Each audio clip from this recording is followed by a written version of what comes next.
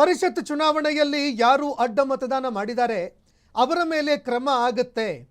ನಮ್ಮ ಹೈಕಮಾಂಡು ಅವರ ಮೇಲೆ ಕ್ರಮ ಕೈಗೊಳ್ಳುತ್ತೆ ಅನ್ನೋ ನಂಬಿಕೆ ಇದೆ. ಯಾರ್ಯಾರ ಹೆಸರು ಮಾಧ್ಯಮದಲ್ಲಿ ಹಾಕುವಂಥದ್ದು ಸರಿಯಲ್ಲ, ಯಾರ್ಯಾರ್ದೋ ಹೆಸರುಗಳನ್ನು ಮಾಧ್ಯಮದಲ್ಲಿ ಹಾಕುವಂಥದ್ದು ಸರಿಯಲ್ಲ.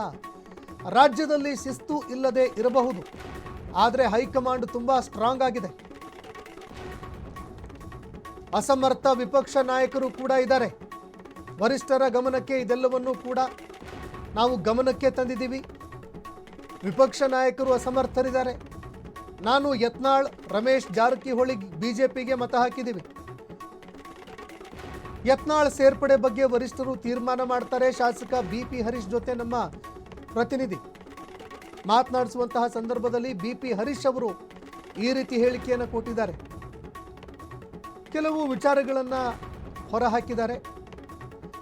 ಇನ್ನು ಶಾಸಕ ಬಿಪಿ ಹರೀಶ್ ಅವರ ಜೊತೆ ನಮ್ಮ ಪ್ರತಿನಿಧಿ ಮಾರುತಿ ನಡೆಸಿರುವಂತಹ ಚಿಟ್ಚಾಟ್ ಇದೆ ನೋಡಿ.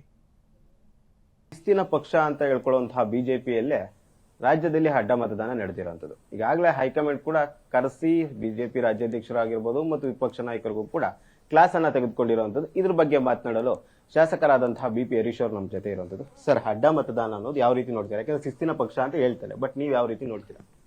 ನೋಡಿ, ಅಡ್ಡ ಮತದಾನ ಆಗಿದೆ. ಅಡ್ಡ ಮತದಾನ ಮಾಡಿದಂಥ ಶಾಸಕರನ್ನು ಪತ್ತೆ ಹಚ್ಚತಕ್ಕಂಥ ಕೆಲಸ ಇವತ್ತು ನಮ್ಮ ಹೈಕಮಾಂಡ್ ಇರ್ಬೋದು, ನಮ್ಮ ರಾಜ್ಯದ ನಾಯಕರುಗಳು ಕೂಡ ಮಾಡ್ತಾ ಇದ್ದಾರೆ. ಆದರೆ ನಾನು ಮಾಧ್ಯಮದವರಲ್ಲಿ ಪ್ರಾರ್ಥನೆ ಮಾಡೋದಿಷ್ಟೇ, ಒಂದೊಂದು ಮಾಧ್ಯಮದವರು ತಮಗೆ ತಿಳಿದಂಥವ್ರ ಹೆಸರನ್ನ ಹಾಕೋದ್ರ ಮೂಲಕ ಅವ್ರ ಬಗ್ಗೆ ಅನುಮಾನ ಇದೆ, ಇವ್ರ ಬಗ್ಗೆ ಅನುಮಾನ ಇದೆ ಅಂತೇಳಿ ಇನ್ನೊಂದು 2-3 ದಿನದಲ್ಲಿ 63 ಜನದ ಮೇಲೂ ನೀವು ಅನುಮಾನ ವ್ಯಕ್ತಪಡಿಸ್ತೀರಿ. ರಾಜ್ಯಾಧ್ಯಕ್ಷ ವಿಜೇಂದ್ರ, ವಿರೋಧ ಪಕ್ಷದ ನಾಯಕರಂತ ಅಶೋಕ್ ಅವ್ರ ಬಗ್ಗೆ ಕೂಡ ಅನುಮಾನವನ್ನು ವ್ಯಕ್ತಪಡಿಸೋದನ್ನ ನೀವು ಮಾಧ್ಯಮದವ್ರು ಬಿಡೋದಿಲ್ಲ. ಇದರಿಂದ ನಿಮಗೂ ಒಳ್ಳೆಯದಾಗಲ್ಲ. ಅಡ್ಡ ಮತದಾನ ಮಾಡಿದಂಥ ಶಾಸಕರಿಗೆ ಯಾವ ರೀತಿ ಮುಂದಿನ ದಿನದಲ್ಲಿ ಶಿಕ್ಷೆ ಆಗುತ್ತೋ ಅದೇ ರೀತಿ ಮಾಧ್ಯಮದವರು ಬೇರೆ ಬೇರೆ ಕಾರಣದಿಂದ ಅವ್ರಿಗೆ ಆಗದಂಥವ್ರ ಹೆಸರನ್ನ ನಿಮ್ಮ ಮಾಧ್ಯಮದಲ್ಲಿ ಅವ್ರ ಮೇಲೆ ಅನುಮಾನ, ಇವ್ರ ಮೇಲೆ ಅನುಮಾನ ಅಂತಕ್ಕಂಥದ್ದು ಏನು ಮಾಡ್ತಿದ್ದೀರಿ, ನಿಮಗೂ ಕೂಡ ಮುಂದಿನ ದಿನದಲ್ಲಿ ಶಿಕ್ಷೆ ಆಗೋದ್ರಲ್ಲಿ ಅನುಮಾನ ಇಲ್ಲ. ನಿಮಗೆ 100ಕ್ಕೆ 100 ಪ್ರಾಮಾಣಿಕವಾಗಿ ಈ ಶಾಸಕ ಅಡ್ಡ ಮತದಾನ ಮಾಡಿದ್ದಾರೆ ಅಂತ ನಿಮಗೆ ಗೊತ್ತಿದ್ರೆ ನೀವು ಅದನ್ನು ಹಾಕ್ತಕ್ಕಂಥದ್ದು. ಸುಮ್ಮನೆ ಊಹೆ ಮಾಡಿ ಅವ್ರದ್ದು ಇವ್ರದ್ದು ಹಾಕಿ ಇನ್ನೊಬ್ಬರ ಹೆಸರಿಗೆ ಮಸಿ ಬಳಿತಕ್ಕಂಥ ಕೆಲಸ ಯಾವುದೇ ಮಾಧ್ಯಮದವರು ಮಾಡಬಾರ್ದು ಅಂತಕ್ಕಂಥದ್ದು ನನ್ನ ಕಳಕಳಿಯ ಮನವಿ. ಏಕೆಂದರೆ ಅಪರಾಧಿಗೆ ಶಿಕ್ಷೆ ಆದರೆ ಬೇಜಾರಿಲ್ಲ, ಆದರೆ ನಿರಪರಾಧಿಗೆ ಶಿಕ್ಷೆ ಆಗಬಾರ್ದು ಅಂತಕ್ಕಂಥವ್ರು ನಾವು. ಅಪರಾಧಿಗೆ ಶಿಕ್ಷೆ ತಪ್ಪಿದ್ರೂ ಪರವಾಗಿಲ್ಲ, ಆದರೆ ನಿರಪರಾಧಿಗೆ ಶಿಕ್ಷೆ ಆಗಬಾರ್ದು. ಆದರೆ ಈ ಕೆಲವೊಂದು ಮಾಧ್ಯಮಗಳು ಮಾಡ್ತಾ ಇರ್ತಕ್ಕಂಥದ್ದು ನಿರಪರಾಧಿಗೆ ಶಿಕ್ಷೆ ಕೊಡ್ತಕ್ಕಂಥ ಕೆಲಸವನ್ನು ನೀವು ಮಾಡ್ತಾ ಇದ್ದೀರಿ. ದಯವಿಟ್ಟು ಅದನ್ನು ಮುಂದಿನ ದಿನದಲ್ಲಿ ನಿಲ್ಲಿಸಿದ್ರೆ ಒಳ್ಳೆಯದು. ಯಾರು ಅಡ್ಡ ಮತದಾನ ಮಾಡಿದ್ದಾರೆ ಅವ್ರನ್ನ ಶಿಕ್ಷಿಸಲಿಕ್ಕೆ, ಅವ್ರನ್ನ ಪತ್ತೆ ಹಚ್ಚಲಿಕ್ಕೆ ನಮ್ಮ ಪಕ್ಷ ಶಕ್ತಿಯುತವಾಗಿದೆ, ನಮ್ಮ ರಾಷ್ಟ್ರೀಯ ನಾಯಕರು ಶಕ್ತಿಯುತವಾಗಿದ್ದಾರೆ. ಅವರು ಅದನ್ನು ಪತ್ತೆ ಹಚ್ತಾರೆ. ಆ ಕೆಲಸ ನೀವು ಮಾಡ್ತಕ್ಕಂಥದ್ದು ಬೇಡ ಅಂತೇಳಿ ಮಾಧ್ಯಮದವರಲ್ಲಿ ನಾನು ಮನವಿಯನ್ನು ಮಾಡ್ಕೊಳ್ತೇನೆ, ಪ್ರಾರ್ಥನೆಯನ್ನು ಮಾಡ್ತೇನೆ. ನೀವು ಮಾಧ್ಯಮದ ಹೇಳಿದ್ರೆ ಹೆಸರು ಮಾಡ್ತಿದ್ದಾರೆ ಅಂತ, ಬಟ್ ಬಿಜೆಪಿ ಪಕ್ಷದಲ್ಲೇ ಈಗ ಶಿಸ್ತಿನ ಪಕ್ಷ ಅಂತ ಹೇಳ್ಕೊಳ್ತಾರೆ. ಎಲ್ಲೋ ಒಂದ್ ಕಡೆ ಆ ಶಿಸ್ತು ರಾಜ್ಯದಲ್ಲಿ ತಪ್ಪಿದೆ. ಯಾಕೆಂದ್ರೆ ಕೇಂದ್ರದಲ್ಲಿ ನಾವು ಪದೇ ಪದೇ ಹೇಳ್ತಾ ಇದ್ದೀವಿ, ನಮ್ಮ ರಾಜ್ಯದಲ್ಲಿ ಹೊಂದಾಣಿಕೆ ರಾಜಕೀಯ ನಡೀತಾ ಇದೆ. ಕೆಲವೊಂದು ಚುನಾವಣೆಗಳಲ್ಲಿ ಹೊಂದಾಣಿಕೆ ನಡೆದಿದೆ. ಹೊಂದಾಣಿಕೆಯಿಂದ ಇವತ್ತು ಲೋಕಸಭೆಯನ್ನು ನಾವು ಕಳೆದುಕೊಂಡಿದ್ದೀವಿ, ವಿಧಾನಸಭೆಯನ್ನು ಕಳೆದುಕೊಂಡಿದ್ದೀವಿ. ಹೊಂದಾಣಿಕೆ ರಾಜಕೀಯದಿಂದ ನಮ್ಮ ನಾಯಕರು ಶಕ್ತಿ ಇಲ್ಲದಂಥ ವಿರೋಧ ಪಕ್ಷದ ಅಭ್ಯರ್ಥಿಗಳನ್ನು ಹಾಕಿಸ್ಕೊಂಡಿದ್ದಾರೆ ಅಂತೇಳಿ ಪದೇ ಪದೇ ನಾವು ಹೇಳ್ತಾ ಇದ್ದೀವಿ. ಅದ್ರ ಬಗ್ಗೆ ನಾವು ಸಂಪೂರ್ಣವಾಗಿ ಕರ್ನಾಟಕ ರಾಜ್ಯ ಭಾರತೀಯ ಜನತಾ ಪಕ್ಷ ಎಲ್ಲ ಶಿಸ್ತಿಂದ ಇದೆ ಅಂತ ನಾವು ಹೇಳಲಿಕ್ಕೆ ತಯಾರಿಲ್ಲ.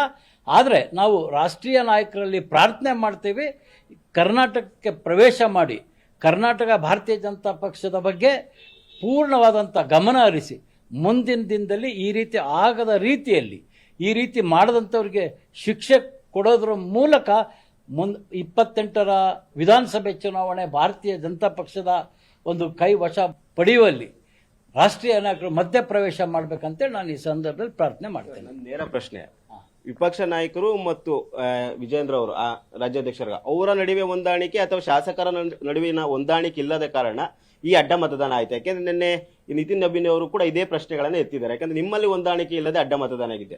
ಈಗ ಬದಲಾವಣೆ ಆದ್ರೆ ಮಾತ್ರನ ಪಕ್ಷ ಶಿಸ್ತು ಬರುತ್ತಾ, ಅಥವಾ ಇವರಿದ್ರೇನೆ ಮುಂದುವರೆದು ಹೈಕಮಾಂಡ್ ಏನಾದ್ರು ತೀರ್ಮಾನ ಕೈಗೊಂಡ್ರೆ ಶಿಸ್ತು ಪಕ್ಷದಲ್ಲಿ ಮುಂದುವರಿಯುತ್ತಾ?